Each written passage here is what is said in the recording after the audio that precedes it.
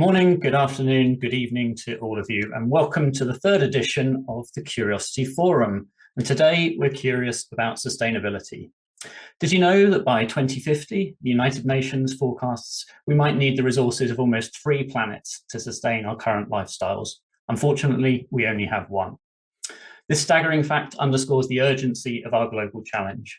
Yet it also highlights something powerful, the immense potential we have to reshape our future. And in our first forum, Curiosity in Times of Disruption, we explored how curiosity equips us to navigate uncertainty and change. And our second forum, Curious About Gen AI, took us into the realm of artificial intelligence, revealing how curiosity drives technological advancements and shapes our interaction with emerging technologies. Today, we continue this journey together, applying the same attitude of wonder and spirit of exploration to one of the most pressing issues of our time, sustainability. So why focus on sustainability now? Because the choices we make today will define the world for generations to come. What legacy are we leaving for our children? Sustainability isn't just an environmental concern. It's an opportunity to innovate, to rethink how we live, how we work, and how we interact with our planet. And it's about harnessing the power of curiosity to ask some bold questions. How can we create energy without depleting resources? How can businesses grow while also preserving the environment? And how can communities thrive in harmony with nature? The principles of the Curious Advantage, the 7 C's of context, community, curation, creativity, construction, criticality, and confidence, provide us with a roadmap for this exploration. By understanding the context of our environmental challenges, by building communities committed to change, curating the most impactful ideas, and unleashing creativity, constructing practical solutions, applying critical thinking, and having the confidence to implement them, we can drive meaningful progress towards a sustainable future. Today's speakers are going to bring these principles to life with their diverse views and insights. So let's turn our attention to today's program. So we're honored to have an incredible lineup of diverse and visionary speakers who embody this curious approach to sustainability. So who are you going to be hearing from? So our time is going to be split across 3 panels today. First, in panel 1, Garrett's going to navigate us through a discussion with Jaume Casquillo, a renowned futurist who specializes in the intersection of environmental challenges and technology. We'll have a view from academia. He's joined by Mariana Marchesi of Cardiff University, an advocate for sustainable design and the circular economy. And completing panel 1 is Jonathan Porritt, co-founder of the Forum for the Future, and he'll share his wealth of experience in working to address complex environmental issues from his time working with government and businesses. Then we'll dive into panel 2 that I'll lead. We'll be joined by James Gom, Director at the World Business Council for Sustainable Development, and also Iris Conrad, a sustainability specialist at SAP. And Iris will share how SAP integrates eco-friendly practices into their operations and the role of technology in sustainability. And then in our final panel, Wendy Gardner, the founder of the Ohana Foundation, will share her experiences in sustainable community development. Brad Pierce, co-founder of the Regenerative Change Lab, will introduce us to the concept of regenerative leadership. So as we embark on today's forum, I'd invite each of you to let your curiosity to guide you, engage deeply with the discussions, ask questions, and consider how you can apply these insights in your own lives, your own work, and share them with your communities. Sustainability is a journey that calls on each of us to participate actively, and it's through our collective curiosity that we can unlock innovative solutions and make a tangible impact. So let's challenge assumptions, let's explore new ideas, and most importantly, let's commit to taking action. So thank you for joining us today. Together, let's explore, let's learn, and let's ignite the change that we wish to see in the world. So welcome to Curious About Sustainability. So to explain how you can interact and share your curiosity throughout the forum, I'd like to invite Paul to guide us forward. Thank you, Simon. Hello, everybody. Pleasure to be here, and thank you so much for joining us. As Simon says, we'd love this to be an interactive conversation over the next couple of hours. And to do that, we're going to use SmartLab, which is the platform that hopefully you've all managed to log into and you're seeing on your screen. You'll be able to see a home screen, which is what's in front of you. You haven't on the home screen, there's an icon on the top right that navigates you back to the home screen. From this scene here, if you want to find out more about any part of the forum, or indeed you want to say meet the speakers, you can interact with the buttons here. So if we have a look at this, you can find out more about our guests who will be our panelists today. If you want to learn more about the Curious Advantage or access other resources, you could go to the resources button here. We could see that one. Here you can find previous journals from previous forums, access the Curious Advantage podcast, and most importantly for today, if you want to go into the virtual bookstore, you'll be able to find articles and publications from our guests. Encourage you to check those out, please, as well. Today is going to be interactive. So just to give you a bit of a clue about the type of activities we are going to ask you to join in with, you'll see, as Simon described here, looking at the timeline, there will be 3 panel discussions around the future, around corporations, policy and sustainability, and around individuality. And before each panel discussion, we'll have a short exercise where we'd love to ask you a question and get your views relating to that particular topic. You'll find that the app or the question pops up on your screen at the right time. We just ask you to fill it in, and then we'll be having a look at the results. If you would like to chat with each other, or indeed ask any of our panelists a question, you can use the chat, which is up here on the right of the screen. You'll be able to find other people that have joined the forum, and you can have a conversation with them. Or if you want to post a question to the panel, if we ask you to use the Curiosity Forum 3rd edition chat, we'll endeavor to get to as many of the questions as we can. Finally, if you need help, on the right-hand side, you'll see there a help button. If you click on the help button, probably the best thing to do for now is to scroll down and then click on Start Chat, and that'll get you directly in touch with the technical team who can help you with any of your technical needs. Right. Hopefully that all makes sense. We're ready to go. And I will then turn over to Garrick to kick us off with our first panel. Thank you. Thank you, Paul. So there are a couple of things that we need to do before. I'd like to introduce you to Joel, who's going to be scribing throughout. Now, we don't have much time to get deep into these discussions we're having today. But Joel is going to be scribing and drawing what we do. You can see some of his work in some of the screens, and he's going to be doing that live, which is pretty amazing. Helps us as an aid memoir, and also helps remember and document what we're doing going forward. What we want to do is encourage everybody to start the conversation. I'm curious about sustainability. I'm curious about things that I don't know about, and I want to have that conversation going forward. And here is an opportunity to link with people, understand some of the best people in the field, and get an idea of what's going on and what we can do about it. Before we go into our first panel, though, we have, as Paul said, our first activity, which is you'll find something being pushed to the screen now. And the first activity is about finding one word to describe what you think is a sustainable future. What is the one word that comes to mind when you think about a sustainable future now? And we'll take a temperature check of what everybody's thinking before we get going. This should take about 30 seconds to a minute. The good news is you can put as many different words in as you want. And let's have a go. Hope, large, more than one.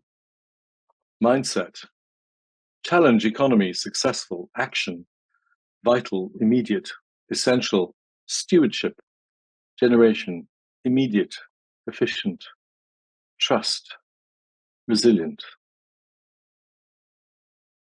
They're still coming. Luxury,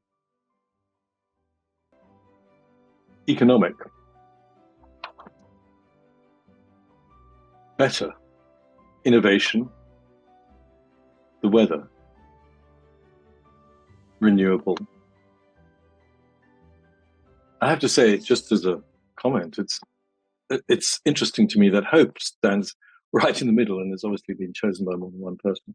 Let's explore this more as we go into our first panel.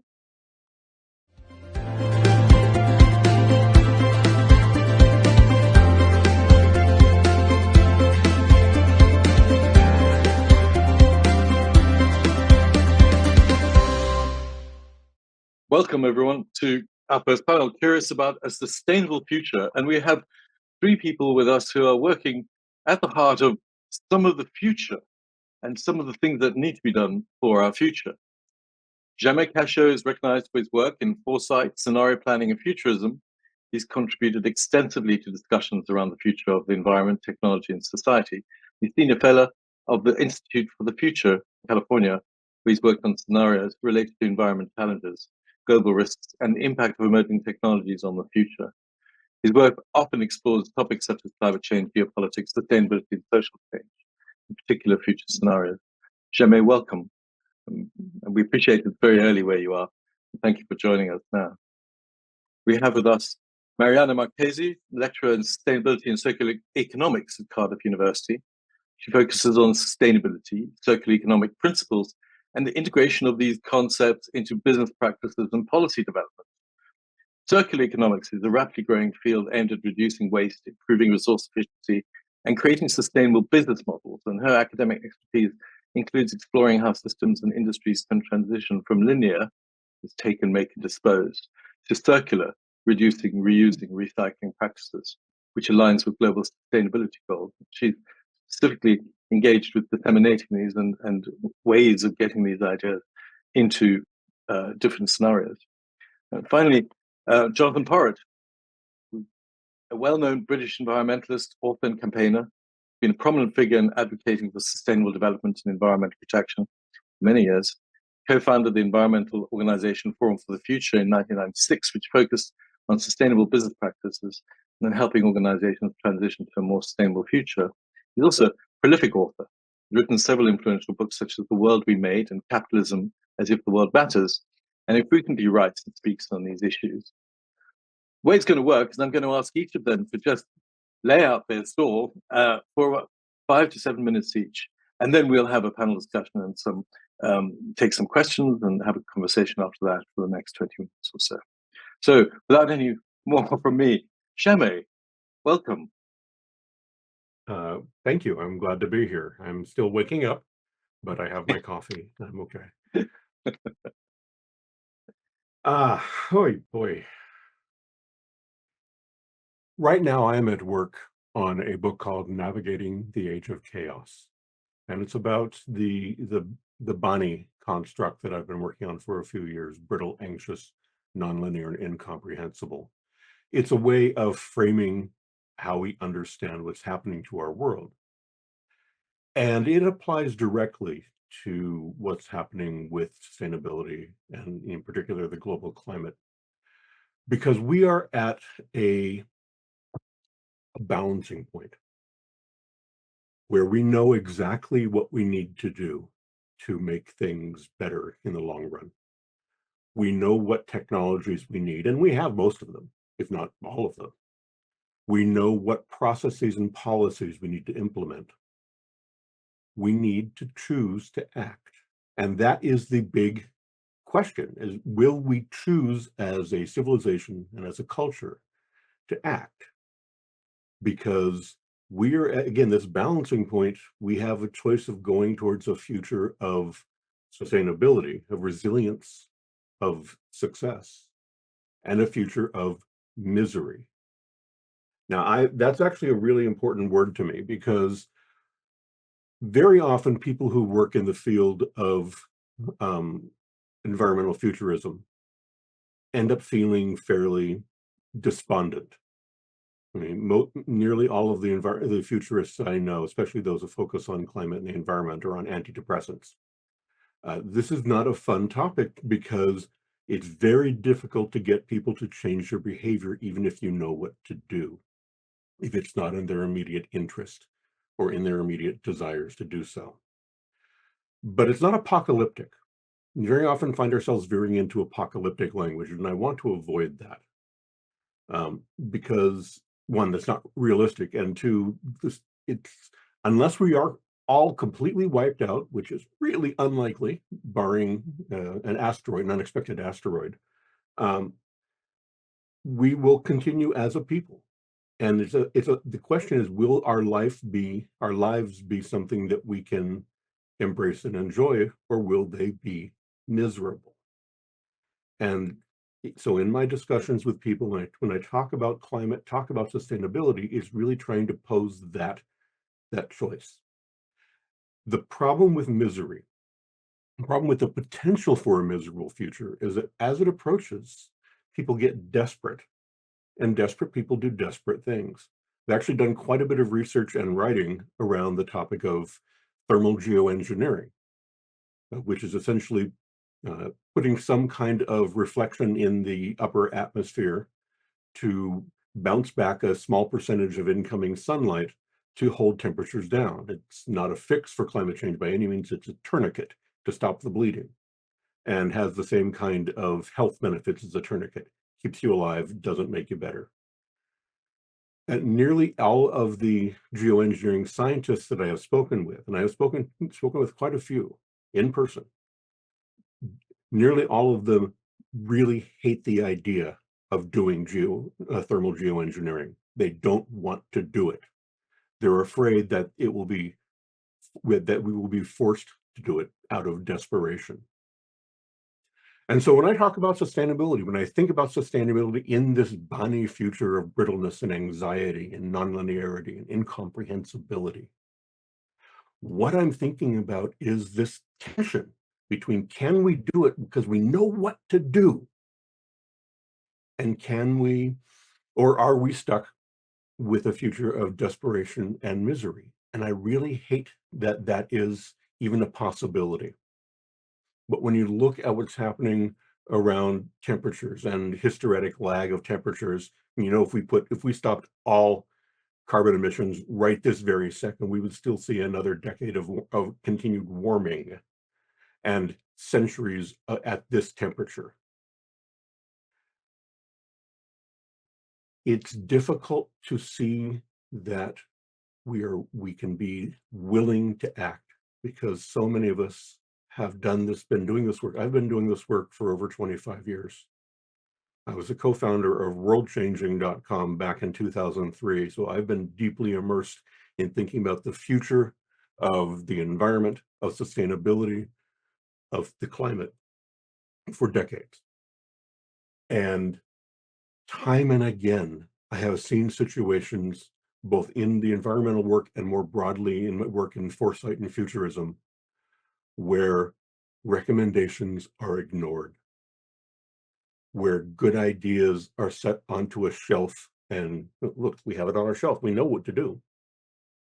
I'm sure any of you out there who have done consulting work have had that same kind of experience, especially if you've done work with foresight scenarios or the climate. And it gets depressing. What I'm personally hoping to find in today's conversation are reasons not to be quite so depressed, because I think it is possible. And I keep coming back to that in all of my talks and all of the work that I do, is this is possible. This isn't a matter of wishful thinking. If it's hope, it's educated hope. But it's not something that is inevitable. We have to choose to act. And so that's where my brain is at this morning. You're muted. Thank you, Jaime. Lots of food for thought. Let's hear from Mariana. Good morning, Mariana. Good morning. Thank you for inviting me. Great to be here.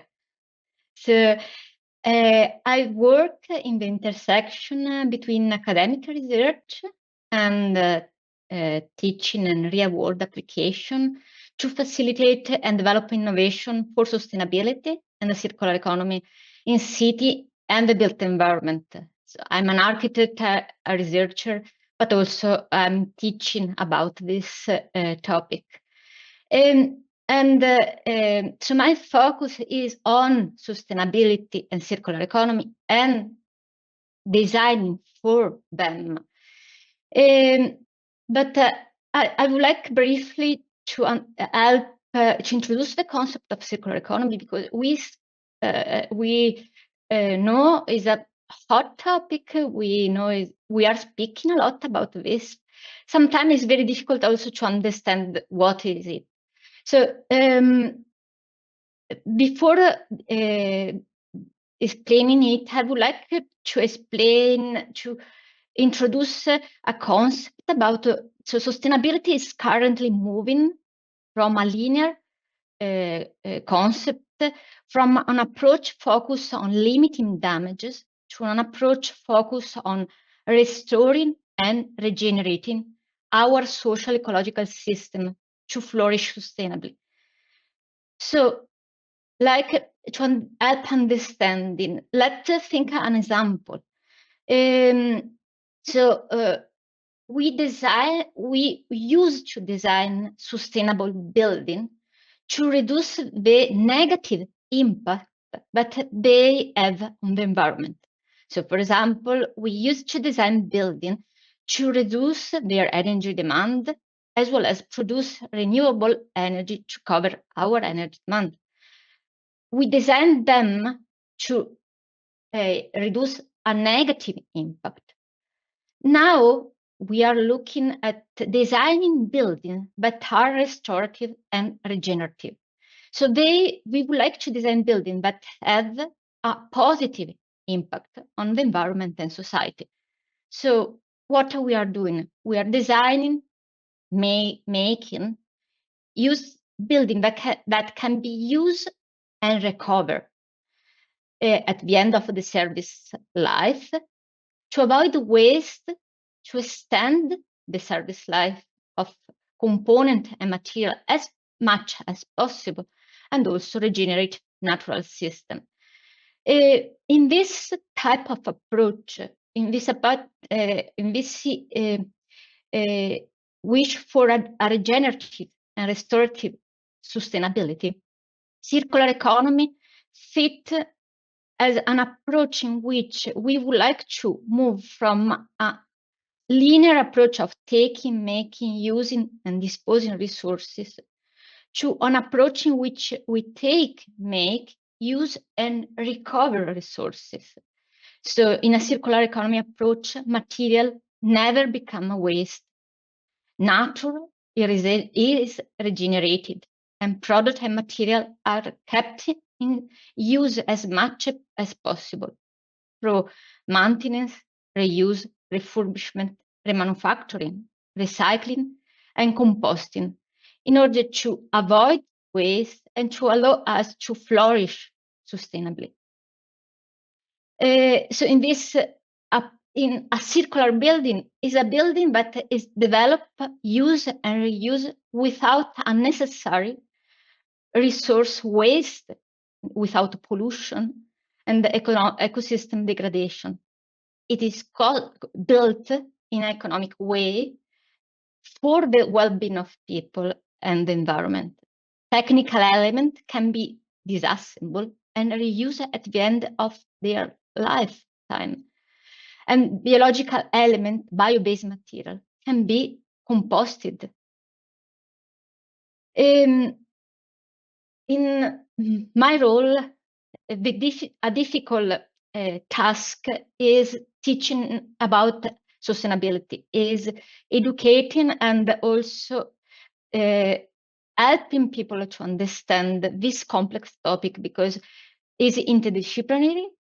Is an interdisciplinary topic, and because also traditional teaching method like lecture are proven not to be very effective in supporting understanding complex topic, as well as also they are limited in engaging students, but also the public. So in teaching sustainability, an effective method is experiential learning, in which you engage people in experiencing and acting. So sustainability education need interdisciplinary, need collaboration, require people to be able to link different topics, different disciplines, and it require bridging different type of discipline, gender, culture. So sustainability should educate for collaboration to sustainable transition, to a transition to sustainability. And Thank in you. this, sorry, yes. Go on. No, yes. So I found very effective using gamification. Maybe there is later the chance to speak about gamification is an innovative approach, but provide a safe space for people to learn, for people to be engaged and change attitude towards sustainability. Thank you, Mariana. Appreciate that. Great. And our third panelist, Jonathan. Welcome. Thanks. I think the good news for Jamais is that we're all entitled to some hope about prospects for a sustainable future for humankind. But most of the hope that people now look to is wholly ill-placed, premised on really very flaky assumptions indeed, and not justified at all. In fact, it's more to do with shiny optimism than real hope. And that's largely because we still don't really want to confront the reality about what sustainability is. Just very quickly, slightly boring to do definitions, but it is really quite important. If you think of it from the perspective of any species, sustainability is the capacity to sustain the life of that species indefinitely into the future. So from the point of view of the human species, sustainability is the capacity to live our lives on this planet as if we wanted to go on living here forever, which we decidedly don't seem to want to do at the moment. And sustainable development, which is a little bit different from sustainability, is the economic and political systems that we need to enable us to go on living on planet Earth indefinitely into the future. Very few people use sustainability in that way. They mostly see it as a synonym or alternative for the environment, and that is part of the massive problem that we face. In reality, of course, historically, although we've only been on this planet for a fairly short period of time, at least since the Industrial Revolution, we've been living in profoundly unsustainable ways, and many people rightly would take it back much further than that, to the origins of extractive colonialism, where European countries called themselves civilizations then, European countries set out essentially to find the raw materials to fuel a new kind of economy back in Europe, and in the process destroyed the livelihoods of the only people on this planet who ever really learnt to live sustainably in the true sense of the word, namely the indigenous peoples that they found in South America and North America and elsewhere. So we don't have any pretense at living sustainably at the moment. And of course, because of that, we have allowed our human numbers to grow. We're now at 8 billion, heading towards 10 billion. We've allowed the size of the economy to grow, and it does every year because everybody's obsessed with economic growth as the sole measure of progress on this planet. The consequence of which is to have left ourselves with very, very little time indeed. And if one follows the work of Johan Rockström, very eminent systems scientist who's looked at the boundary conditions, if you like, which would make it possible for human beings to go on living indefinitely on this planet, we've already breached 7 of the 9 boundary conditions that he identifies. Because things are now so bad, we are focused a lot more on climate change and indeed on biodiversity. We're beginning to realize that the process of climate change is going to be extraordinarily disruptive. And as Jamais said, we've already put enough heat, enough warming into the atmosphere to ensure that we go on seeing the effects of that for many, many centuries to come, regardless of whether we eliminated the use of all fossil fuels and all emissions into the atmosphere tomorrow. It would be much better than what we're doing now, but it wouldn't rescue us from centuries of continuous disruption. The likelihood of that continuous disruption making us miserable, to use Jamais' phrase, is very high at the moment. And that is extremely regrettable because we do indeed have pretty much all the technology that we need to enable even 8 billion people to live sustainably on this planet, which would be quite a stretch, as you can imagine. 10 billion will be even more of a stretch by definition. And we have all the money. There's a huge amount of money available to invest in these technologies for the future. But what we don't have is the political will to make that happen. And that is through a combination of different factors, which we may need to drill down into, because it is those political factors that actually make it impossible to be authentically hopeful about the future. Politicians are either ignorant about the current state of affairs, or willfully indifferent, or totally corrupt, as in sunk deep into yesterday's political realities, sunk deep into the fossil fuel incumbency, and so on.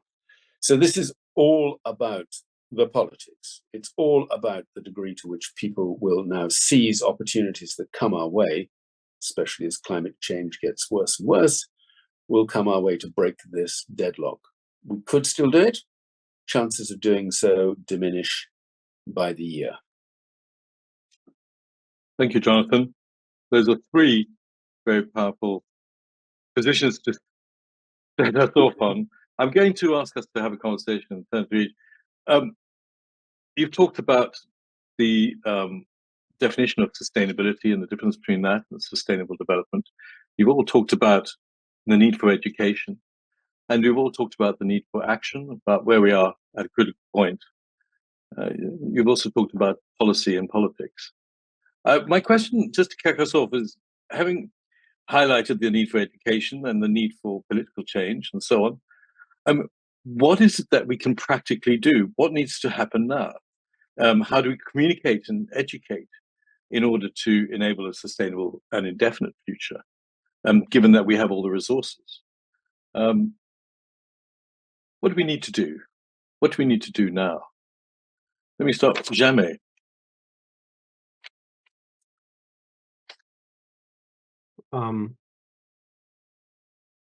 Would it be too far to suggest the guillotine?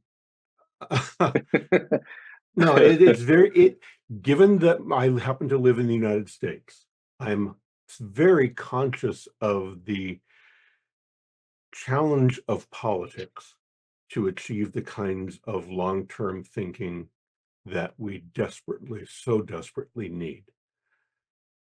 All I can hope for here is for ground level work to continue, such that when the possibility of larger scale political change becomes possible again, and it will at some point, we have the ideas and connections available to us to move quickly.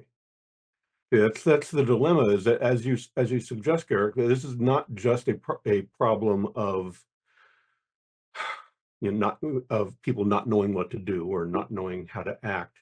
There are strong political elements. Jonathan went into this deeply, that there are very strong political forces at work who actively resist and push back against the kinds of changes that need to be made, because it will cost them a few percentages off their billions of dollars of income. And if I sound frustrated, it's because I live in the United States right now, and it's I don't have a good answer for you, frankly, because so many of the pathways that I have up until until fairly recently seen as viable have been cut off here, and I am looking quite eagerly or desperately, depending on my mood, for a different path forward. Thank you, Jamais. Mariana, what is your view on what we need to do now in terms of education and action? I think it's we need a collective action, I think, and each of us has a sort of responsibility in this.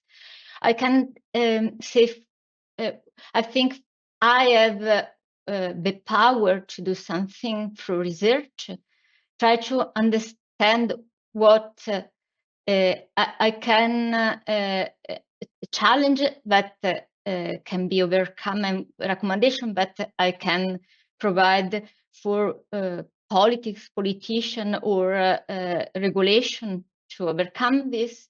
And on the other side, I can support the public to understand concept about circular economy and sustainability and what they can do themselves, because we need an action that is a bottom-up and top-down action. We need that government at different level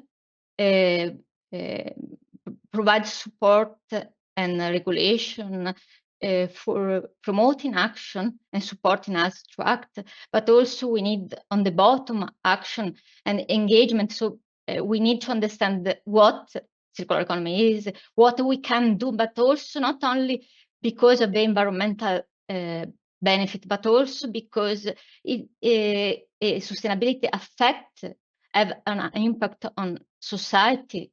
So we can directly benefit from sustainability.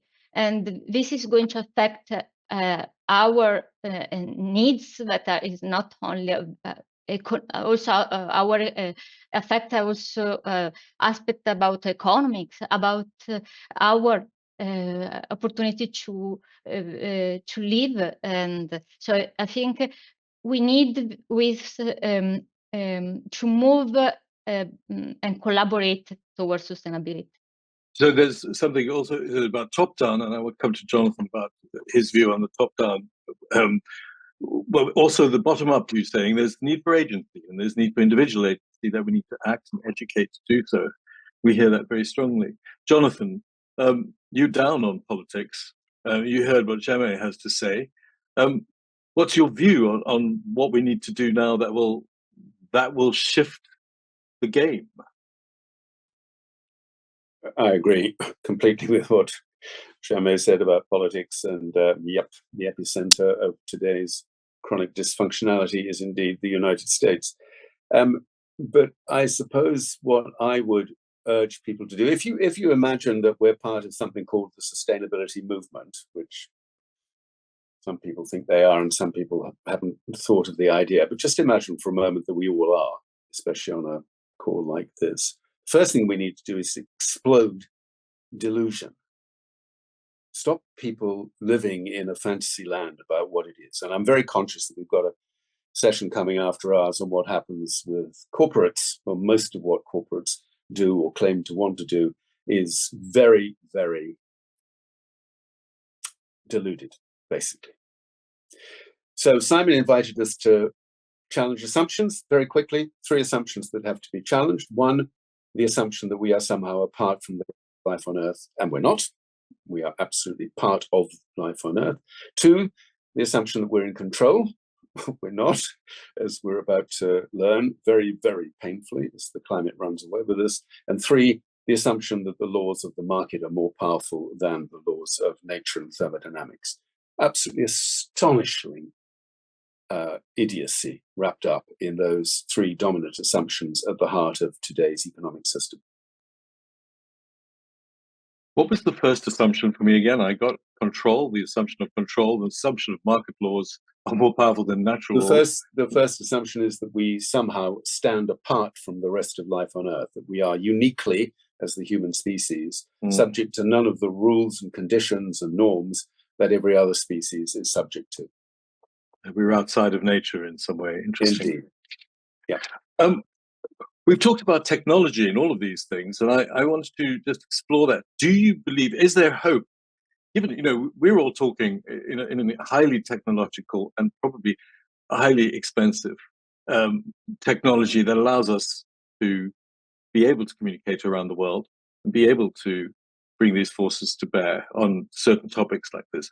But there are other technologies that are so sophisticated. Mariana talked about the regenerative work that's going on in architecture and so on. But what about technologies like AI and blockchain? Do you think, you talked about us having the tools, Jonathan. Do you think we have the tools necessary to achieve these changes? I do. And we have to start, obviously, with the decarbonization of the economy and getting rid of the use of all fossil fuels just as soon as we can.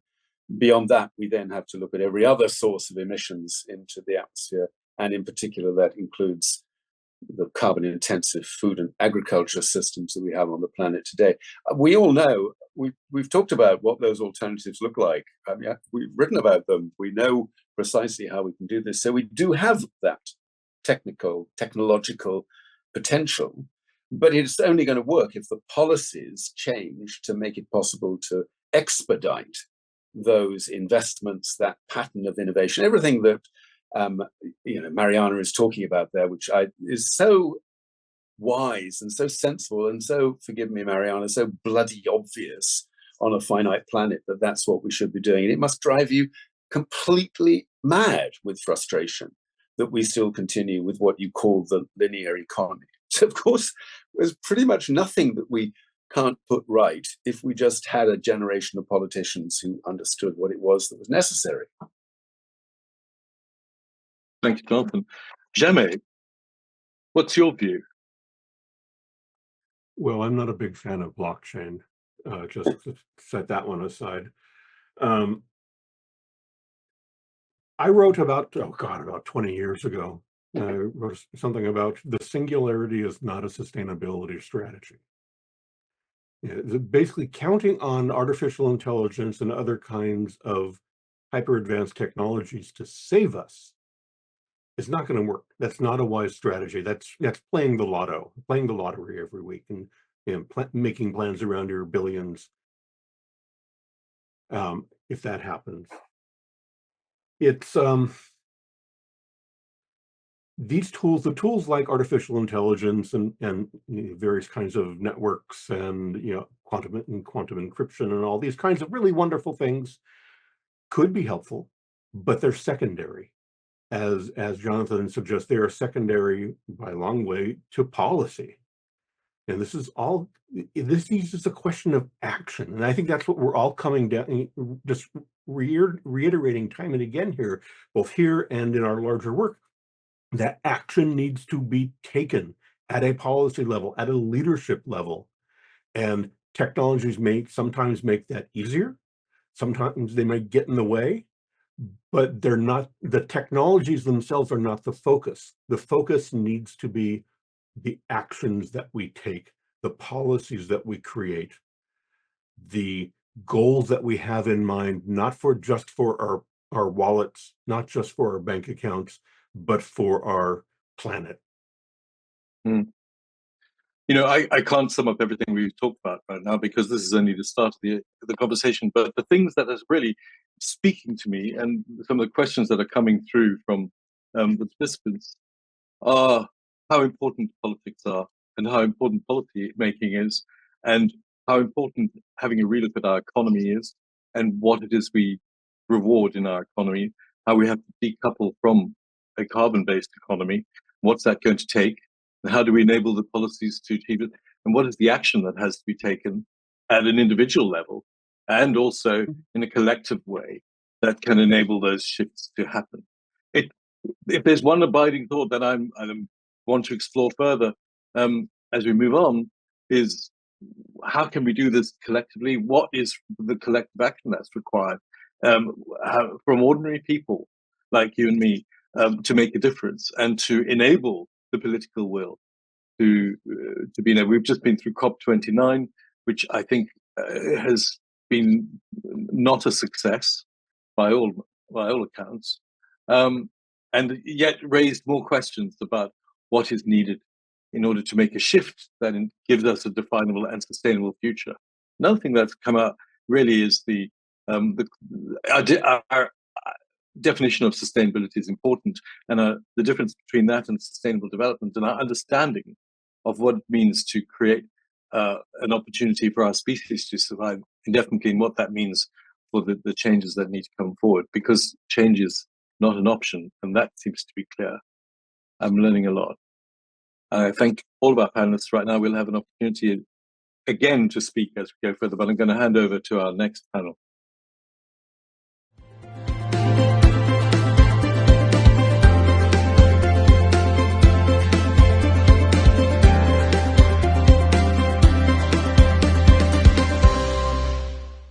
So So welcome to our second panel, curious about corporations, policy and sustainability. So as we dive deeper into the interconnected world of sustainability, we're going to explore the pivotal role that corporations and policies play in shaping our future. So sustainability isn't just a challenge for individuals or grassroots movements, it's a strategic imperative for businesses and governments alike, as we heard in our first panel. So today we have two extraordinary thought leaders who embody this balance of policy, corporate strategy and impactful action. First, we're honoured to welcome James Gardner, Director at the World Business Council for Sustainable Development. So James brings unparalleled insights from his work with business leaders and practitioners into how global corporations are transforming their business models to prioritise sustainability while driving economic success. Striving for that balance that we heard is so hard. With his expertise in fostering cross-sector collaboration, James will share how policies and innovative business strategies are helping companies lead the way to address some of these global environmental challenges. And joining James is Iris Conrad. She's a sustainability specialist at SAP. She's been instrumental in integrating eco-friendly practices within corporate operations and demonstrating how technology and innovation can harmonise efficiency and responsibility. And so let us kick off maybe with just hearing a view from each of you on where you stand, and also anything you'd like to build on from what we heard in our first panel. So James, if I can pass over to you for a few minutes to share your thoughts, please. Sure, thank you, Simon, and pleasure to be with you. I think, yeah, lots of a lack of hope perhaps in that first discussion. I think it is hard to remain hopeful in these uncertain and changing times with such challenges ahead of us. But I think also important to perhaps embrace multiple truths at the same time. So the fact that we do see science telling us that we're running out of time, we see the planetary boundaries, as Jonathan was mentioning, being transgressed, up to 7 of those now. But also we perhaps underestimate how quickly our natural systems can bounce back if we do give them the chance to regenerate and if we invest in that regeneration. Likewise, the threat of socio and economic consequences merging into a polycrisis is very real and a scary prospect. But at the same time, we do have many technological and commercial solutions that are charging ahead quicker than they ever have done before. And we do have businesses that are slowing things down and not being progressive enough to advance this agenda and being self-interested. But on the flip side, we do have companies that are driving forward towards that brighter future that we talked about as well.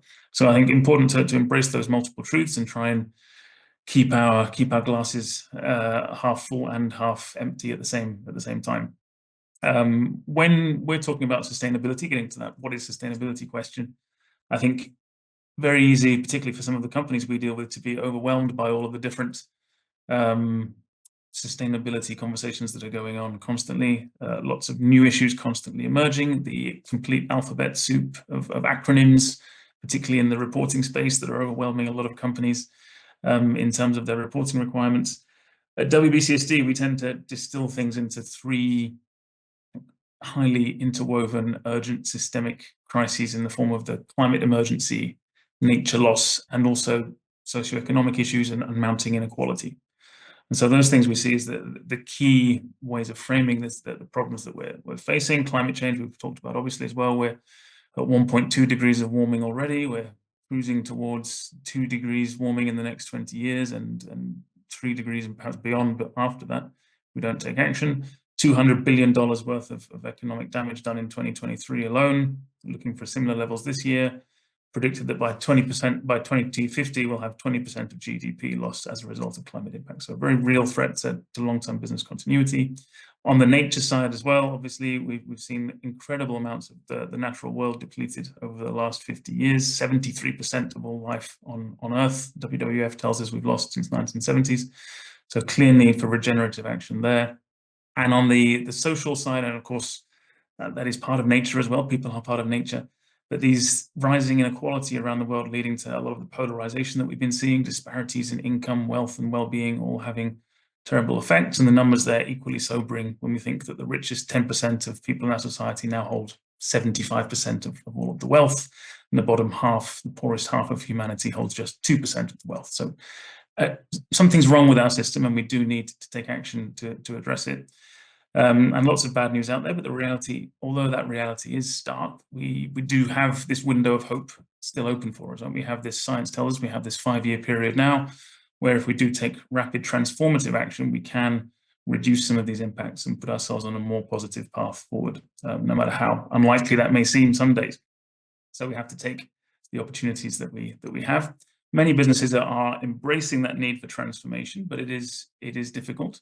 We are seeing transformation in many areas as well. If we look at the growth, say, in the electric vehicle market over the last few years, where we've jumped from sales of 320,000 units in 2014 to 14 million units in 2023, we're seeing these exponential growth curves of solutions starting to emerge. Likewise, I think the green steel market's predicted to grow by 141,000% over the course of the next decade. So there are these huge economic opportunities for companies that are willing to be part of this transformation.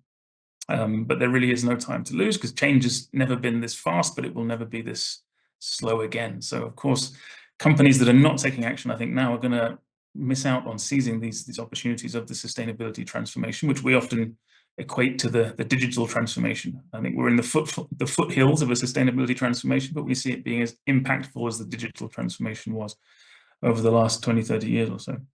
And I think if we're looking at some of the barriers that are stopping companies from taking action there, when we've spoken to CEOs, we did a big CEO study over the last couple of years, and the 3 key barriers that were preventing companies from taking action on seizing these opportunities and driving this transformation forward were really short-term incentives, both within the company and in the markets.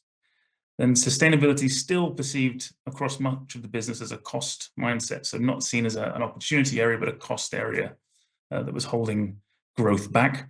And then this lack of sustainability skills and awareness piece as well. And I think that's a key area that we need to address. The companies don't currently have the right level of skill, the right level of awareness of all these sustainability challenges to really innovate and drive solutions forward. So those are some of the key areas that we're looking to tackle moving forward. Fantastic. Thank you, James. And Iris, now I'd love to come to you and get your reflections and thoughts as well.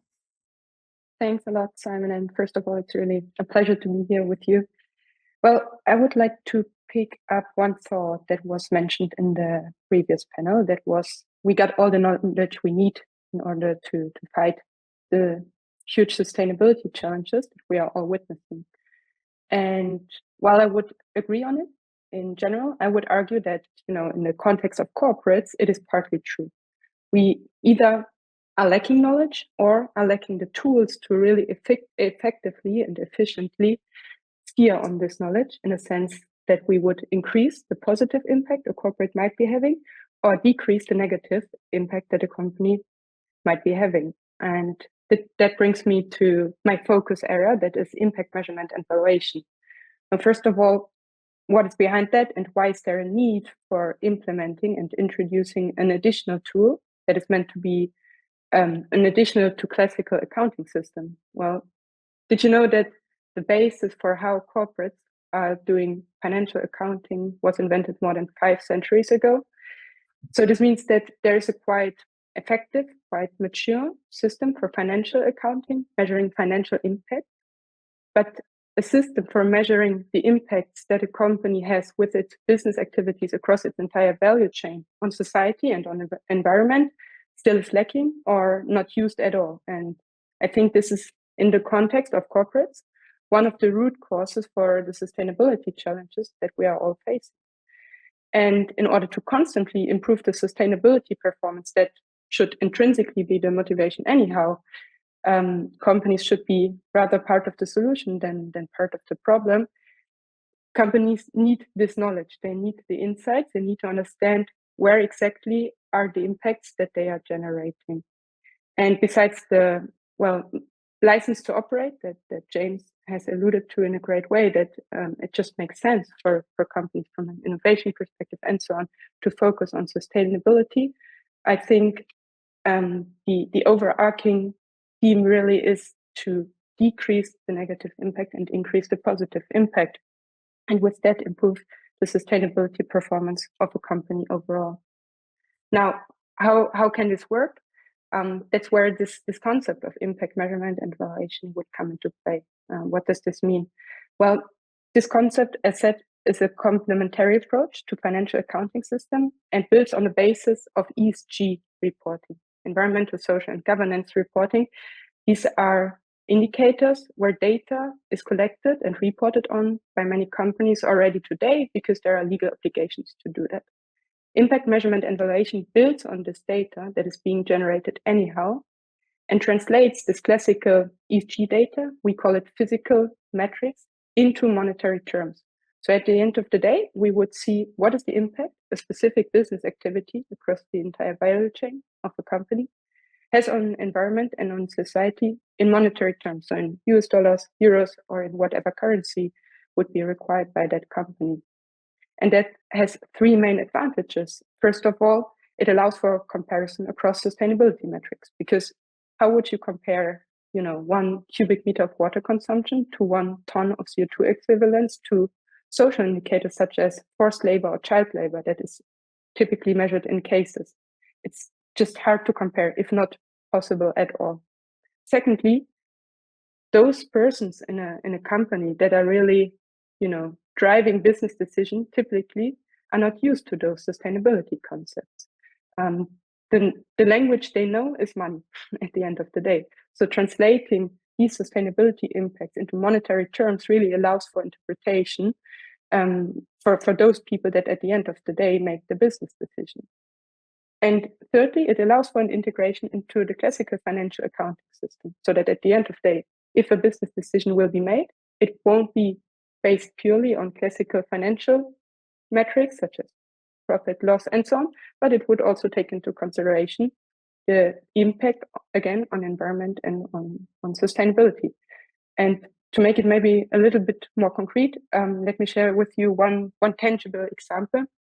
That would be a company such as my employer would have to decide on where to create a new data center, where AI models would be deployed.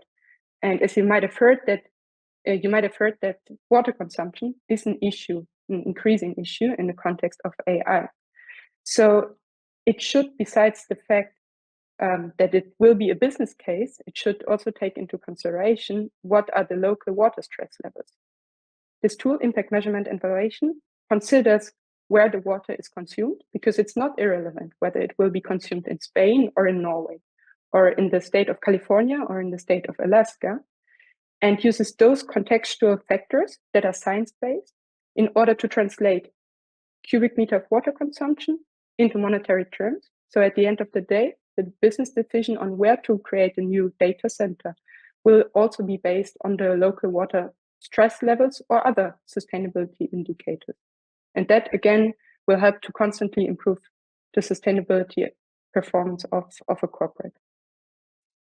Fantastic, thanks, Iris. So we've got lots of questions coming in and lots of things I'd like to cover with both of you. So maybe, first of all, James, a question to you based on something Sarah was asking within the chat. So you've done a lot of thinking around the sort of system in which organisations and governments operate. So Sarah's asking you, could we mobilise the young people and their strength of feeling around sustainability in order to influence the system, or can that help to change us onto a more positive path? So could you maybe talk a little bit about the role that maybe young people can have and how that incorporates into the bigger system that's at play here?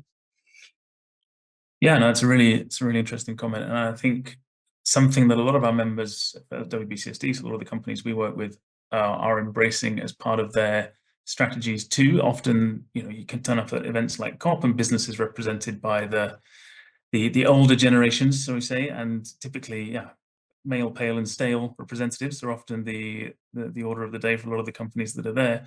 Some of the companies we're working with now bringing strong youth delegations as well. So the business is also represented by youth. There are young people in businesses, and bringing those young people into those conversations to bring the voice of youth from a business perspective as well. I think as well, looking at the kind of outside of the walls of business, also a lot needs to be done in terms of, getting back to that point, having the right skills and the right mindsets in companies to drive this agenda forwards, for business to really work more closely with the education system and send the right signals of the skills that it now needs. So I think a recent survey that we saw done by Manpower Group, one of the world's biggest HR companies. 40,000 companies they spoke to. 94% of those companies said they didn't have the right skill balance within their companies to currently meet their ESG skills. And there's a huge sort of an outpacing of demand versus supply when it comes to the next generation sustainability skills that people are going to need. So we need to make sure that young people and the energy that they're bringing into these organizations is combined with the right skills and the right directions from the education system to prepare them to be sustainability leaders in their organizations, that we're not following the same education patterns that have actually led us into this as well. And that's why we need to talk to business schools as well, so we're not churning out the same old learning that's based on the current incumbent system, and then we prepare ourselves for a brighter world. And we need to equip people with the skills to be able to work in the sustainable way. Next step. So Iris, there's a question here from Tatenda. So how can companies measure and track impact, sustainability, performance, and what metrics should be used to evaluate the progress? And maybe as an additional build on that, we recently had Indy Johar on our podcast, and he shared a fascinating data point around 68% of the S&P 500 companies would be non-viable if they accurately priced in their environmental impact. So I guess metrics, how do we make sure we've got meaningful metrics to the question from Tatenda, and are those metrics really reflecting the impact that organizations are having? Yeah, so I would try to split my answer into two parts. First of all, how can we actually create those actionable insights maybe? I think very pragmatically, we would build on ESG metrics. Why? Because they are standardized, at least in a great way already. And we would add this factor of valuation that would allow for the monetization. And here it's really about coming from insights, because we got these insights for many sustainability indicators. We got the data. Companies, as said, already need to report on them, but we need to make them actionable. We need to come from those insights from those insights to action. And I think this is also a theme that was picked up in the previous panel. And in my view, in the current state of ESG metrics, this is not possible. Now, the second part, well, it's really about making transparent those externalities, right? Understanding that corporates do have an impact with everything they do on the environment. And it's not only this outside-in perspective from the financial market to how businesses are doing, from investors, how businesses are doing, but it's really about this inside-out perspective as well, the double materiality. And here, standardization is crucial. And I think we're not there yet, that we would be in a scenario where those externalities can be standardized. And this is very critical in my view, because companies that are front running, that are disclosing those externalities, need incentives to do so. It needs to be a fair level playing field in order to ensure that they would continue to disclose this data and would not, run risk to have competitive disadvantages. It's about comparing apples with apples. And I think it's really on the standard setting bodies to come up with meaningful standards. So sort of coming back a bit to Peter Drucker's comments of years ago, you can't manage what you can't measure, that if we measure it, if we create the transparency, if we show the impact, then maybe that will bring about the action that is needed. Right. Yeah, absolutely. So James, maybe a question building on your last point around that sort of 94% of organizations don't have the skills. So what are the skills required to equip people for ESG and sustainable working? Yeah, so I think it's a bit of a mix. And first of all, there is a bit of a terminology soup that we need to wade through as well. There's new terms like green skills and greening skills and turquoise skills and blue skills that needs some navigation and hopefully some convergence at some point. But I think generally it falls into two categories of skills. So there's the technical understanding of sustainability.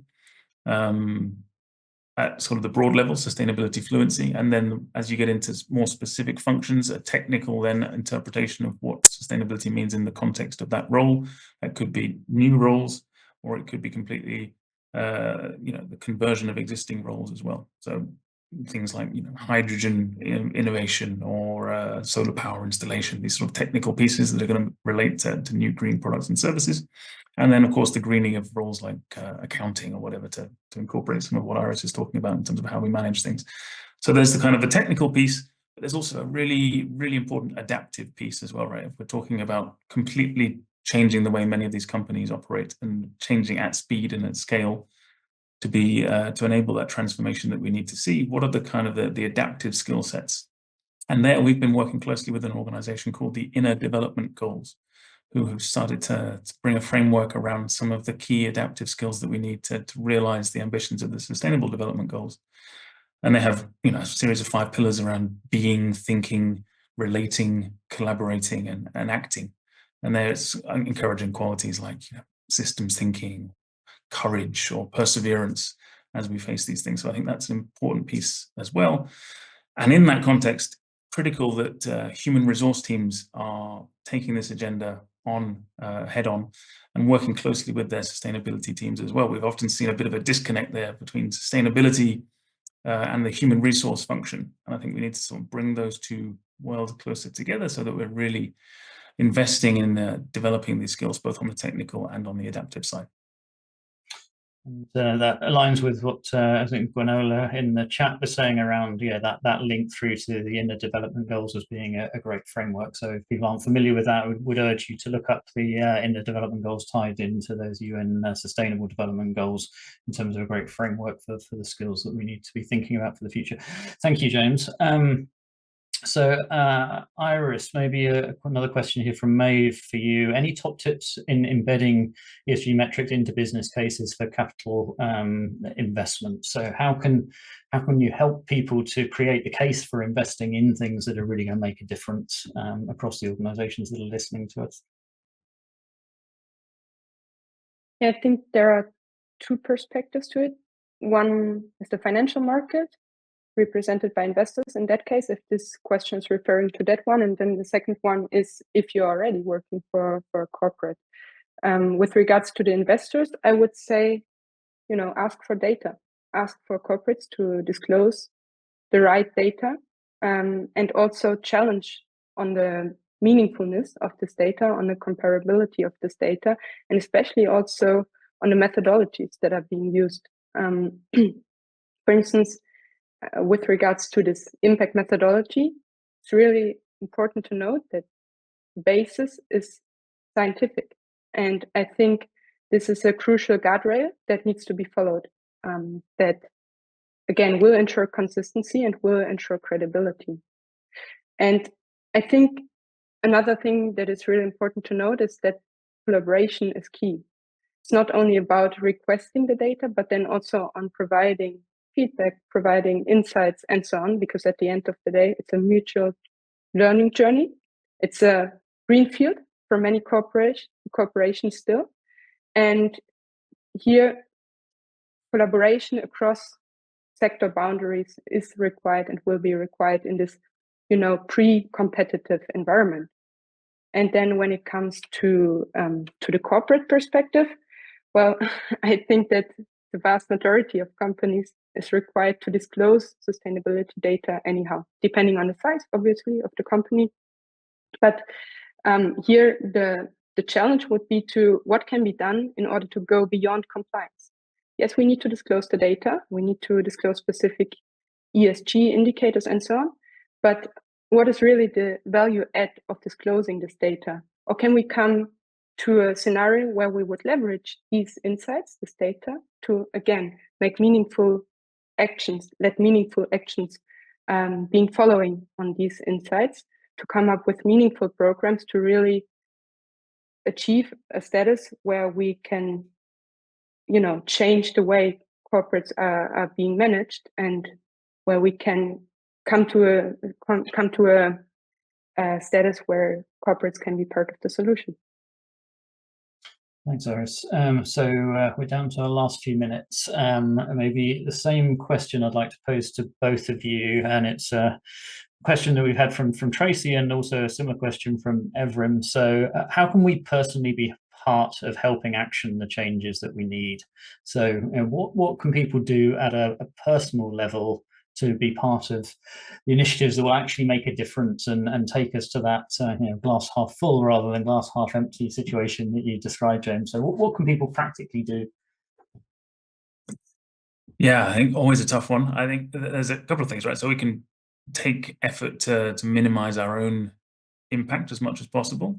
Forum for the Future has some great work on that as well. Also, Futera has some fantastic sort of tips on living a more sustainable lifestyle in a practical way.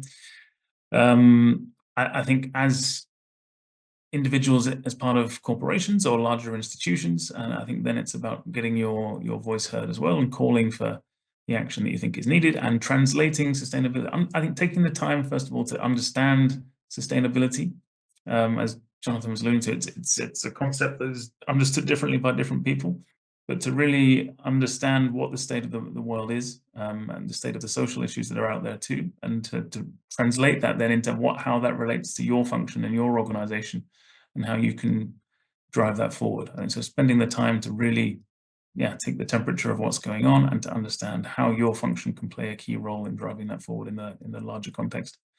And then I think, doing our best to practice those inner development goals as well, practice those skills around optimism and perseverance and courage that we're going to need moving forward. I think because, it's not going to be easy. There will be days when it's going to seem overwhelmingly difficult, but I think we have to keep that optimism up and keep driving forward with purpose.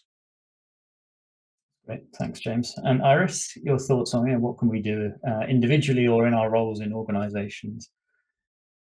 Yeah, I think James already mentioned great resources to understand better where the impact at the personal level might be the biggest. I would rather like to answer this question at a higher level with 3 parts. First, every action matters, every action counts. Secondly, actions speak louder than words. And thirdly, don't lose the hope. And the last one, for me personally, is very important because, dealing with sustainability aspects each and every day, I see a lot of hope. I see a lot of opportunities and great perspectives, but obviously also frustration. And I think it will just be key to not lose hope and to look positively and optimistically into the future. And hope was the word in the center of our word cloud in our first exercise. So that bodes well. James, Iris, thank you so much for sharing your thoughts. And with that, let me pass over to Paul for our next exercise.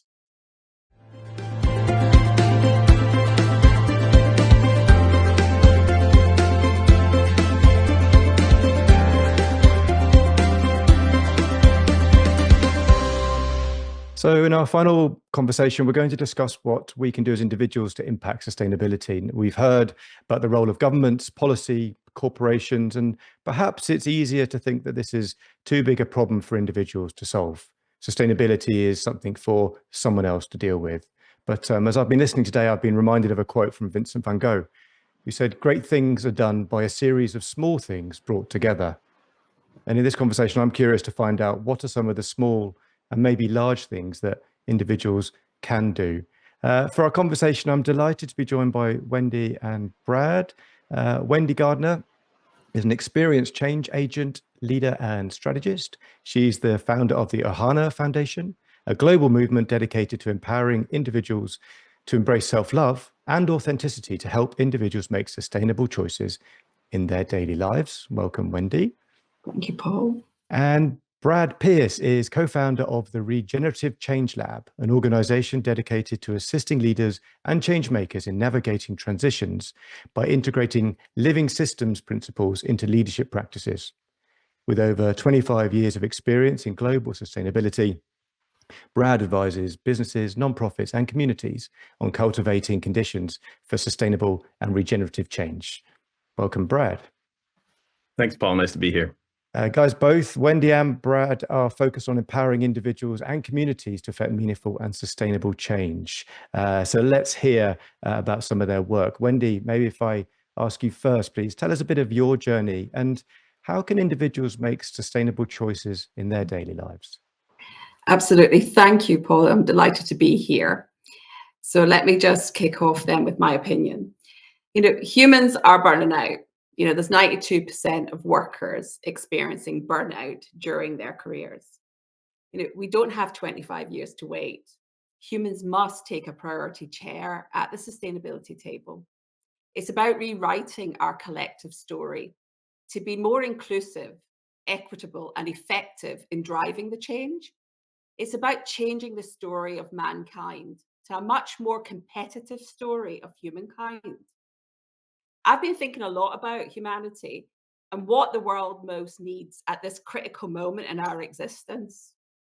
And whilst we most definitely need movements such as feminism, disability rights, and climate, I've come to believe that these are frontline defenders dealing with symptoms of the problem, which are broken structures, biases, inequitable systems, and all the things we hear about.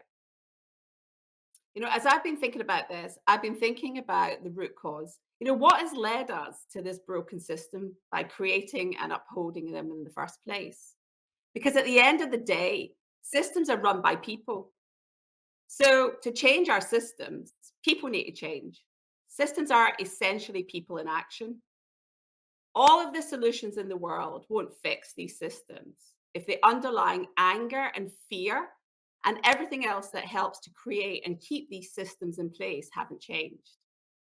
And I really believe that this is why, for example, things have obviously improved for me and other women over the centuries, but our problems haven't come close to going away. They've just evolved over time.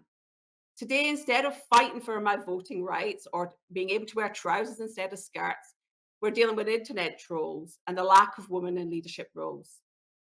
Our problems haven't gone away. They've just modernized to fit the times. This will continue to happen as long as people with their own suffering, fear, and anger continue to operate within the systems. I mean, how different is the man who protested women's suffrage from the man who sits behind the Twitter feed and spills his animosity out at women who dares to speak her mind? Not just that man who has the stuff going on internally that needs to be addressed, but it's all of us. The man is just an obvious example, but really it's you, it's me, it's everybody.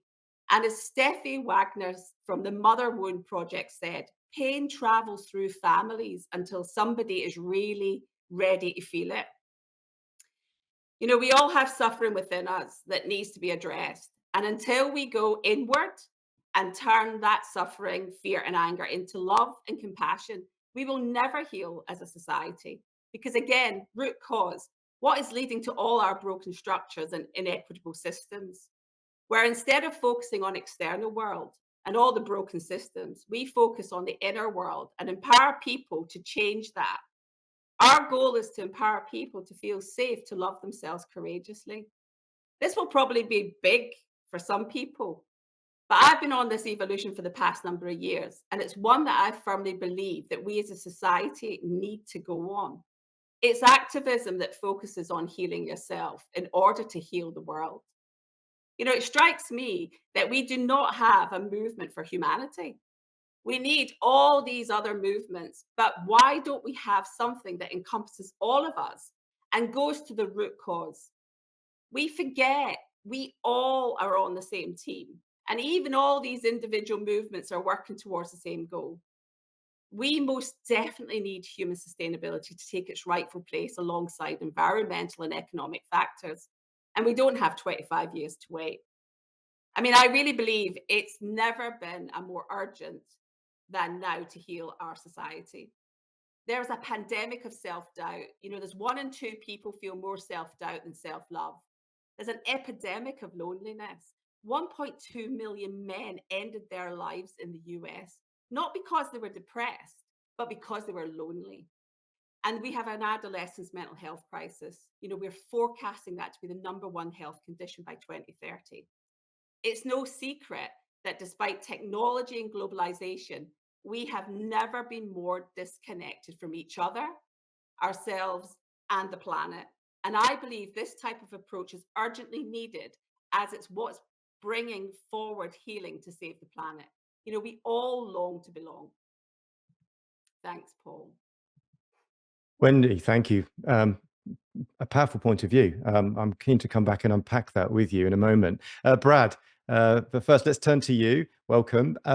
We've heard the word regenerative already today, but tell us more about the Regenerative Change Lab, your work, and what do you believe is the most important thing for individuals to do to create sustainable and regenerative change? Yeah, thanks, Paul. I just want to start first with a land acknowledgement. I'm sitting here in Wabanaki territory, more specifically Penobscot land that we now call Portland, Maine. And I say that because everything I do is rooted in the wisdom of nature and the voices of our ancestors, of our indigenous brothers and sisters who are living in balance with living systems and life itself. And it's something that's come up today is how do we start to figure out how to drive the interchange, as James was talking about. The inner development goals is one approach, and regenerative leadership is another. They're intimately connected. But the work I do as co-founder of Regenerative Change Lab, which will also help you understand about what I believe is important for leadership today, is we work with change makers and leaders around the world to ground them in a clear understanding and perspective of where we are today, how we got here into this current, what we'll call a meta crisis, actually, which is more than a polycrisis being a confluence of many, many different crises and systems collapse. We've talked about that today. The data's there. But the meta crisis being a crisis of meaning. So we work with them to understand what is it that have brought us to today's ways of thinking and being and relating with each other in the world. And then we also like to help people, leaders, tune into and reconnect with their inner nature. So we have our inner nature and the outer nature that we see around us. We are all one. It's a unity. Help them navigate from their core and from their true, authentic selves, from their unique essence. And then finally, we also equip them with these life-affirming mindsets. So it's a mindset shift. And the skills to navigate change today, because change is happening all around us. Change is a constant, as we know. It's not about solving change or stopping change or running from change. It's about navigating through the change and the complexity with more confidence and courage into the unknown. We've never been here before. And to be active participants in the emergence and the co-creation of this regenerative future. It's nice to be able to think about what that might be, some sort of idyllic future, but it does exist for us here and now today.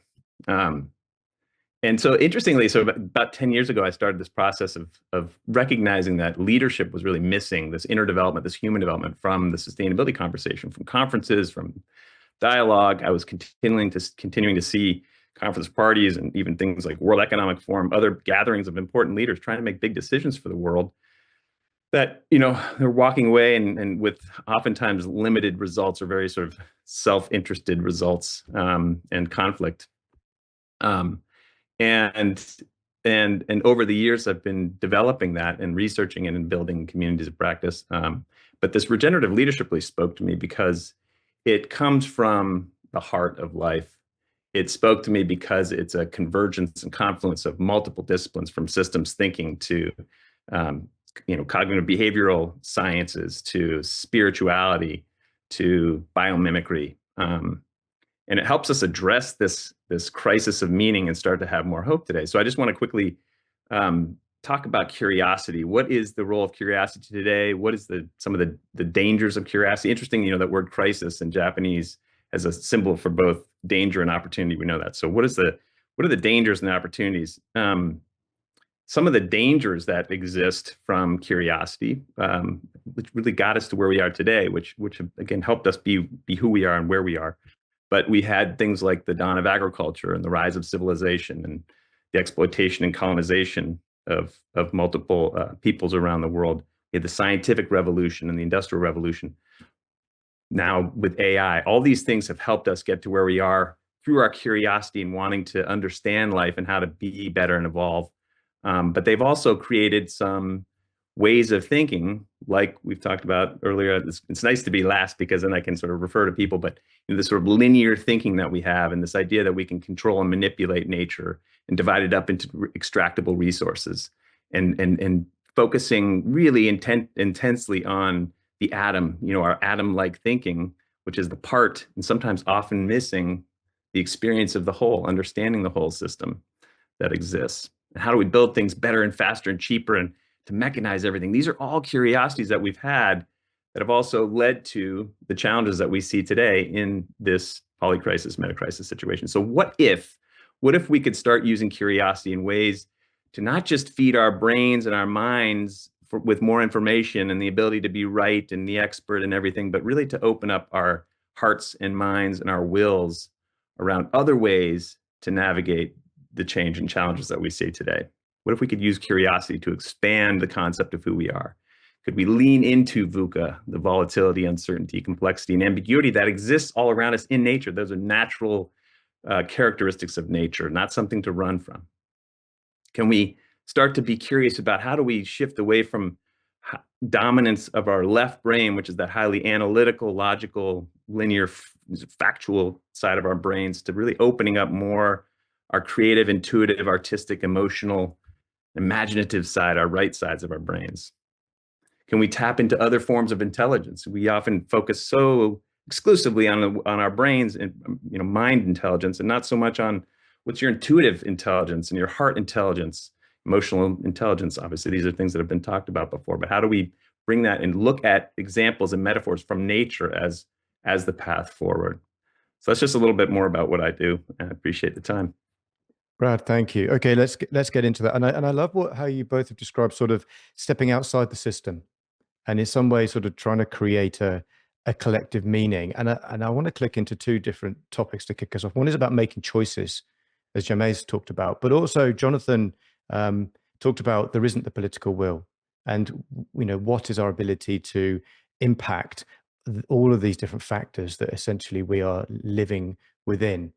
We talk about choices first, and I think you both talked about mindset. Being more sustainable, living a more sustainable life is often seen as a sacrifice. It's the harder choice to make. So what are some of the mindset shifts you've seen? And maybe do you have some examples that are necessary and things people can do to move away from sustainability as a sacrifice to one of opportunity and regeneration? Brad, maybe start with you. Yeah, just making sure my mute is off. Yeah, thanks. So as I mentioned, that first thing that we do is just help people understand how we got here. I think a big part of moving away from this notion of sustainability as a sacrifice is to start to understand how we think today, how we've been trained and rewarded to think as we've moved up through organizations. And starting in school and class, early age, you're either right or wrong. Raise your hand, you're right. You don't get it right, you're wrong. They're binary kinds of ways of thinking. And so in these linear ways of thinking and non-circularity, if you use living systems, I actually use and reference a lot my mentor, a guy named Giles Hutchins. He's from the UK, and his co-author, Laura Storm, they wrote Regenerative Leadership, and they have 7 principles of living systems. So starting to look at things like how can we think about being more sensitive and responding to the changes that we're seeing, as opposed to trying to sort of command and control and save the planet. Even these words, language is so important to be thinking about as you're saying things, hit the ground running, bullet points, violence and colonialism and mechanistic extractive thinking is built into our language. So pay attention to that as one way to do that, and start to think about what are other ways about opening ourselves to other experiences and other ways of doing business and leading using living systems principles. And I could go into any of the 7. I'll just say them real quick. It's interesting. Life affirming, ever changing and responsive, relational and collaborative, synergistic and diverse, cyclical and rhythmical, flows of energy and matter, and the living systems field. And all of those have metaphors and teachings within them to apply. Thanks, Brad. Wendy, same question to you. What are some of the mindset shifts and what examples do you work with when you're trying to get people to move away from this idea of sustainability as sacrifice? Yeah. I think one of the first things that really struck me was, if you were to think, Paul, at the beginning of your life, that you were given a human and you were told, Paul, your job is to look after you, the human. Most of us don't even believe that that's our job. We've come so far away from self, actually, and looking after ourselves. In fact, we think it's selfish most of the time. the way that, you know, we've been indoctrinated to believe. You know, like, first of all, like, we're looked after by parents if we're fortunate enough to have parents. And then we're looked after, we leave home, and then we're looking for somebody else to look after us, you know, whether it's an organization or whether it's a partner. But we are our humans, right? We've got to look after ourselves. The only person that's going to look after you, Paul, is you, because nobody's coming to save us, right? We've got to save ourselves. And I really believe that, you know, you are and we are each other. You know, Paul, you're your custodian, right? And I suppose if you get up in the morning, you think, well, how am I going to look after me, my human? Yeah, we hardly ever think like that when we get up in the morning. We're usually too busy running around doing stuff. And so I think that answer, if you thought about yourself as you're, you know, you've got to look after you, you think about that answer differently. And, you know, because there's so many times we allow ourselves to be, you know, to be treated badly. We're in toxic relationships. It's completely different, though. If you looked after you as a human, you wouldn't be actually sacrificing yourself like that. And if you see, you know, so I really believe that if you see yourself as a human and loving yourself, it's not actually a feeling to love yourself. I think it's an approach. And I really think it's a practice, because, like, by the way, it's not, you know, it's not something that's easy to do. And you don't even need to like yourself at the beginning to do that. You just need to start practicing, like everything else, like going to yoga. You need to start practicing how to love yourself. And it's your job to love yourself. And I really believe that, you know, our outward world really reflects our inward world. And until we actually do that as humans, and by the way, I've been doing this for a number of years, coming from the corporate world for 30 odd years. I don't believe that perspectives will change as speedily and as swiftly as we need. Yeah, thanks, Wendy. And I want to sort of stay with you for a moment, because you mentioned earlier in your quite passionate opening about some of the work you've been doing with women and some of the societal changes we've seen there. And I want to ask then both of you, because this has come up in the conversations from the audience here, is where have you seen examples that have led to some kind of public outrage or citizen action that is actually empowered from an individual level right up to creating policy change or a societal change? And I am thinking of some of the changes that we've seen over the past, you know, decades, let's say, in terms of how women are seen in the workplace and interact in society. So maybe, Wendy, you could talk about some of that moving from individual action through to collective action. I mean, I think a very famous one is when we got the vote as, you know, as women, right? I mean, I actually did a talk not that long ago at Westminster, and I was in this fantastic room. And it turns out that that's where the suffragette movement started. And that was like women who would go to their husbands would be in Parliament, right? And they'd go and they'd pretend to be meeting for the church meeting, but yet they were becoming powerful as individuals and as a community together to enable things to change. And I think that's a very, very prevalent one to see. And I think as we as humans all come together, I do think there's a real movement that we can create as individuals. But I think particularly what's important as well is just looking at your own environment. I don't think you need millions of followers on YouTube and on Instagram, by the way. I think if you're really focused at locally in your environment, you can make huge changes. Even at my home, I've made huge changes. And to myself, I've made huge changes lately. So I think that, you know, it's about really focusing in on what you can influence, actually. What's in your span of control? Yeah. Brad, same question to you, and maybe like leaning into some of your work on sort of living systems and the systems thinking stuff. How do you go from individual action to more systemic change? Yeah, thanks. I think I think one of the most important things here is to really pay attention to where the energy and desire and drive for change is coming from inside of yourself. One of the things that concerns me today is, while sort of, anger and, concerted action to, say, it was mentioned a lot today, is like, we need to act. And oftentimes I would stop and ask and say, you know, are we acting in the right ways? Because if you're just rushing to act, you're oftentimes reacting. And that's not necessarily going to end up in a healthy, thriving result. So acting, you know, thinking about the question, really, the bigger question, what's the question we're trying to solve? Are we even asking the right questions? And while that does take more time, and I know we, you know, many of us feel like we're running out of time, that's also something that is this need to sort of grasp and control and run from. But giving into the flow of you know, this is going to sound a little out there, but giving into the flow of the universe and what are we being called to do right now in this great challenge and time of humanity? And coming from a grounded, centered place is going to answer your question, help us then as individuals come together as a collective.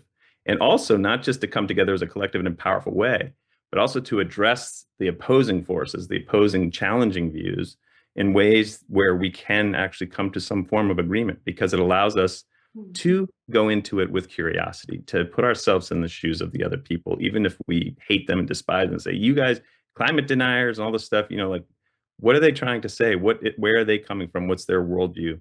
Understand it, deep listening, compassion. And through that, I mean, all of change has happened in positive ways in our, you know, human history have come from, more appropriately, the successful ones have come from those spaces, not from anger and warfare, et cetera. Thanks.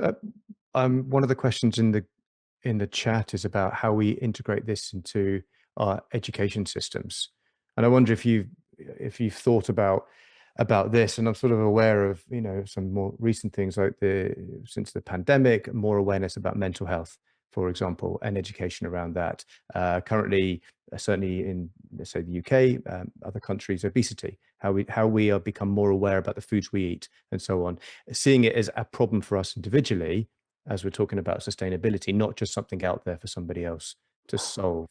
What's your view on education and what needs to change when we're educating young people, but also people throughout their lives about sustainability? Wendy, should we start with you? Yeah, I think one of the things that I have come to realize is that young people who are particularly struggling at the minute, certainly in the UK, and I do know it's a global thing, but let's just focus on the UK with adolescents, and I've had a personal experience of that. The evidence and research has shown that they are absolutely thrive when they are supported by amazing adults, right? So therefore, I think it's really important that we are educating even the people who care for these young people how to really get crystal clear about themselves, their own values, and then also to learn, as Brad just said, you know, to trust their instinct again, that inner compass, you know, build genuine connection. I think that's the thing, being really connected to each other. And I've certainly seen that from my daughter's experience when she's been connected with an amazing group of teachers, parents, friends around her. And I think also setting proper boundaries, you know, without feeling guilty. And I think therefore you're able to bring your whole self to school, work, and beyond. And that then helps others to do the same, and therefore feeling safe. I think one of the fundamental things is to feel safe, because how can people be who they cannot see? And I think it's a really true thing, right? They need to actually be able to see that from others. So I think it's a really important subject that we do actually start really taking care of ourselves, to therefore take care of our communities, take care of our children, take care of our schools. And I think it's something that we can definitely bring into education systems. Thanks, Wendy. Brad? Oh, thanks. Yeah, you know, I think most kids are, you know, we are all born with this, again, since we are one with nature, we're born with these capacities that we oftentimes have sort of learn how to ignore and repress, including our sensory capabilities and really knowing what the right thing is to do. Kids know what to do. They know the right things. I mean, depending on the age you're talking about, but I think we need to just figure out how to not try, you know, to indoctrinate kids in the sort of old ways of thinking. You know, Einstein says you can't solve problems using the old ways of thinking that created the challenge to begin with. Let's understand what those are first and foremost, let's help our adults. I love what you said, Wendy. Let's help our adults and our teachers become the role models that they need to, and sort of do some of the unlearning and getting out of their own way. We use something called positive intelligence as a way to get out of the way of your saboteurs. We all have them, the judge and all these things that are constantly telling us we can't do things when we're small, and that gets in the way of our conversations and how we show up. So how do we help the teachers and the adults in society be adults? How do we help the kids really live into their full innate natural authenticity, and address the real mental health challenges that are out there? Helping them. There's a lot of that needs to be addressed. Thank you. We've got about 30 seconds left in our panel. I'm going to ask each of you just to cast your mind forward and then straight back to the present day. What, in your most optimistic, most hopeful mind, would you envisage the role of individuals, like how we are as individuals in the decade to come? What's one thing that you would suggest we could do today? Wendy, you're nodding. I'll go with you first. Thank you. I was getting into my moment there. I envision a world where individuals feel empowered to love themselves safely and courageously. And therefore, nurturing themselves leads to nurturing others and nurturing the planet. And the other question you asked was if there's one thing that people could do. Yeah. I think one thing today that everybody should actually take a look at is, what are you prepared to say no to, and what are you prepared to say yes to? And what is preventing you from doing that? And to have that personal inquiry. Thank you, Wendy. Love that. Brad? Thanks. Yeah, it's the phrase "be the change you wish to see in the world" just increasingly has power to it. I never really knew it as a kid. You know, I heard it and I'm like, yeah, that makes sense. Okay, be the change. But really being the change, it all starts from ourselves, inside of ourselves, how we create a healthy inner ecosystem, which will help then bring that to life outside in the world around us and the realities we see. And so I would say, one thing that I love, that hope was one of the words. I love that. I mean, that shows people care and they know that hope is possible. Look and see what is already there that exists, both in nature for metaphors and also just, in our own daily lives. Saying a good goodbye to somebody, looking at them in their eyes, the loved one that when you're leaving for the day, and saying, I love you, authentically connecting with them. Those are regenerative practices that we all do and oftentimes overlook. It exists here today. It's all around us. We just don't necessarily pay attention to it. Thank you both. I really enjoyed this conversation. Wendy, Brad, thanks very much for your participation in this. That concludes our third panel. We're now going to ask all of our guests to come back, and we're going to ask each of them to just give us a thought to leave us with. And Simon, I can turn to you for this part. Thank you both.